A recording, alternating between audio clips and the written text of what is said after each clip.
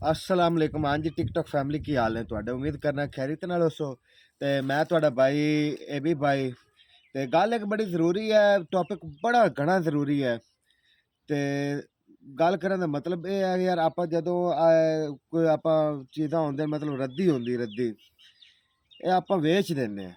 ठीक है, आपां सारी उम्र उंदे उत्ते लिखने हैं, पढ़ने हैं। ठीक है, जो किताबां होंदियां मतलब इस्लामियात दी होंदी है, उर्दू दी होंदी है, मुतालिया दी होंदी है। इन्हां ते ज़्यादा हज़ूर पाक दे नाम ते अल्लाह मुहम्मद दे नाम मतलब बड़े नाम होंदे हैं। हज़रत फातिमा दा नाम मतलब हज़ूर पाक दी बेटियां दा, बीवियां दा, सहाबा दे नाम बड़े प्यारे प्यारे नाम होंदे, जिन्हां विचों अपना भी नाम होंदा। हुण मेरा नाम अहमद बिलाल है। ठीक, उंदे ते अहमद भी लिखिया होंदा, बिलाल भी लिखिया होंदा, सारा कुछ लिखिया होंदा।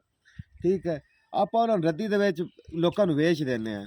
ਜਿਵੇਂ ਮਤਲਬ ਆਉਂਦੇ ਹਨ, ਮਤਲਬ ਕੋਈ ਅਮਰੂਦਾਂ ਵਾਲਾ ਆਇਆ, ਕੋਈ ਕਬਾੜੀਆ ਆਇਆ, ਕੋਈ ਕਿਵੇਂ ਆਇਆ, ਆਪਾਂ ਵੇਚ ਛੱਡਦੇ ਹਾਂ। ਅਤੇ ਉਹ ਅੱਗੇ ਜਾਂਦੇ ਹਨ, ਉਹ ਬੱਚਿਆਂ ਨੂੰ ਦਿੰਦੇ ਚੈਨ ਮਤਲਬ ਉਹਦੇ ਅਮਰੂਦ 'ਚ ਦਿੱਤੇ, ਉਹਦੇ 'ਤੇ ਮਤਲਬ ਵਰਕੇ 'ਤੇ ਰੱਖ ਤੇ ਪਾੜ ਦੇ ਉੱਤੇ ਨਾਮ ਲਿਖੇ ਹੁੰਦੇ। ਲੇਕਿਨ ਬੜੇ ਅਫਸੋਸ ਵਾਲੀ ਗੱਲ ਹੈ, ਆਪਾਂ ਮੁਸਲਮਾਨ ਹੋ ਕੇ ਉਹ ਸਮਝੋ ਕੁਰਾਨੇ ਪਾਕ ਦੇ ਲਫਾਜ਼ ਹੁੰਦੇ ਨੇ, ਅਹਿਮਦ, ਠੀਕ ਹੈ, ਮੁਹੰਮਦ, ਅਲੀ, ਇਹ ਸਾਰੇ ਕੁਰਾਨੇ ਪਾਕ ਦੇ ਲਫ਼ਜ਼ ਹੁੰਦੇ ਹਨ। ਅਤੇ ਇਹ ਆਪਾਂ ਜਿਹੜਾ ਨਾ ਇੱਕ ਮਿਸ਼ਨ ਬਣਾਈਏ। ਮੈਂ ਬੜੇ ਦਿਨਾਂ ਤੋਂ ਮਿਸ਼ਨ ਬਣਾਇਆ ਹੋਇਆ ਕਿ ਕਿਉਂ ਨਾ ਯਾਰ ਜਿੱਥੇ ਵੀ ਪਏ ਹੋਣ ਕੋਈ ਸ਼ਰਮ ਮਹਿਸੂਸ ਨਾ ਕਰੋ। ਠੀਕ ਹੈ, ਕੋਈ ਜੋ ਵੀ ਉਰਾਕ ਹਨ ਜ਼ਿਆਦਾਤਰ ਅਖਬਾਰ ਦੇ ਉੱਤੇ ਮੈਂ ਅਖਬਾਰ ਵਾਲਿਆਂ ਨੂੰ ਇਹ ਗੱਲ ਬਿਲਕੁਲ ਆਖਣਾ ਚਾਹਾਂਗਾ, ਅਗਰ ਅਖਬਾਰ ਵਾਲਾ ਕੰਮ ਕਿਸੇ ਕਰਨਾ ਲੇਕਿਨ ਇਹੋ ਜਿਹਾ ਨਾਮ ਵਿੱਚ ਨਾ ਲਿਖੇ।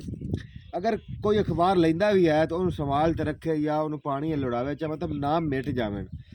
ਤੇ ਗੱਲ ਕਰਨ ਦਾ ਮੇਰਾ ਮਤਲਬ ਇਹ ਹੀ ਹੈ ਕਿ ਯਾਰ ਜਿਤਨਾ ਹੋ ਸਕਦਾ ਹੈ ਨਾ, ਜਿਹੜੇ ਆਪਾਂ ਵਰਕੇ ਸੱਟਣੇ ਚਾਹੇ ਇਹਨਾਂ ਨੂੰ ਤੁਸੀਂ ਆਪਦੇ ਘਰਾਂ ਸੰਭਾਲ ਤੇ ਰੱਖੋ ਜਾਂ ਪਾਣੀ ਲੁੜਾ ਦਿਓ ਚਲਦੇ ਪਾਣੀਆਂ 'ਚ ਵੀ, ਇਹ ਮਤਲਬ ਉਹ ਤੋਂ ਮਿਟ ਜਾਵੇ। ਸਮਝ ਲੱਗ ਗਈ ਨਾ, ਮਿਟ ਜਾਵਣ। ਜਾਂ ਐਸੀਆਂ ਜਗ੍ਹਾ ਬਣੀਆਂ ਹੋਈਆਂ ਹਨ ਜਿੱਥੇ ਤੁਸੀਂ ਰੱਖ ਦਿਓ ਤਾਂ ਸਾਰੀ ਉਮਰ ਉਹ ਪੈ ਰਹਿੰਦੇ। ਤੇ ਮੇਰਾ ਭਾਈ ਹਜ਼ੂਰ ਪਾਕ ਦਾ ਨਾਮ ਹੁੰਦਾ, ਅੱਲਾ ਮੁਹੰਮਦ ਦਾ ਨਾਮ ਹੁੰਦਾ। ਜਿਤਨੀ ਆਪਾਂ ਹਿਫਾਜ਼ਤ ਕਰਾਂਗੇ ਅੱਲਾ ਪਾਕ ਨੇ ਇਹ ਆਪਾਂ ਨੂੰ ਸਿੱਧਾ ਡਾਇਰੈਕਟ ਸਿਲਾ ਦੇਣਾ। ਆਪਾਂ ਨੂੰ ਕਿਸੇ ਤੇ ਨੇਕੀ ਤੋਂ ਉਮੀਦ ਨਾ ਰੱਖੋ ਵੀ ਮੈਂ ਇਹਦੇ ਨਾਲ ਨੇਕੀ ਕਰਾਂਗਾ, ਮੇਰੇ ਨਾਲ ਨੇਕੀ ਕਰੇਗੀ। ਠੀਕ ਹੈ, ਤੁਸੀਂ ਅੱਲਾ ਪਾਕ ਤੋਂ ਉਮੀਦ ਰੱਖੋ। ਅੱਲਾ ਪਾਕ ਦੇ ਆਪਾਂ ਨਾਮ ਨੂੰ ਚੁੰਮ ਤੇ ਸੀਨੇ ਨਾਲ ਲਾਵਾਂਗੇ, ਕੱਲ੍ਹ ਨੂੰ ਅੱਲਾ ਪਾਕ ਆਪਾਂ ਨੂੰ ਚੁੰਮ ਤੇ ਸੀਨੇ ਨਾਲ ਲਾਵੇਗਾ। ਬਾਕੀ ਆਪਣੇ ਭਰਾ ਦੀ ਗੱਲ ਦਾ ਬੁਰਾ ਮਹਿਸੂਸ ਨਹੀਂ ਕਰਨਾ। ਤੇ ਗੱਲ ਮੈਂ ਸਿਰਫ ਅੱਜ ਨਾ ਬੜੇ ਦਿਨਾਂ ਦੀ ਵੀਡੀਓ ਬਣਾਉਣਾ ਚਾਹੁੰਦਾ ਸੀ ਤੇ ਮੈਂ ਅੱਜ ਬਣਾ ਕੇ ਤੁਹਾਨੂੰ ਪੇਸ਼ ਕਰ ਦਿੱਤੀ ਹੈ। ਤੇ ਥੋੜੀ ਤਵੱਜੋ ਕਰਨੀ, ਥੋੜੀ ਜਿਹੀ ਤਵੱਜੋ ਕਰ ਲਿਆ।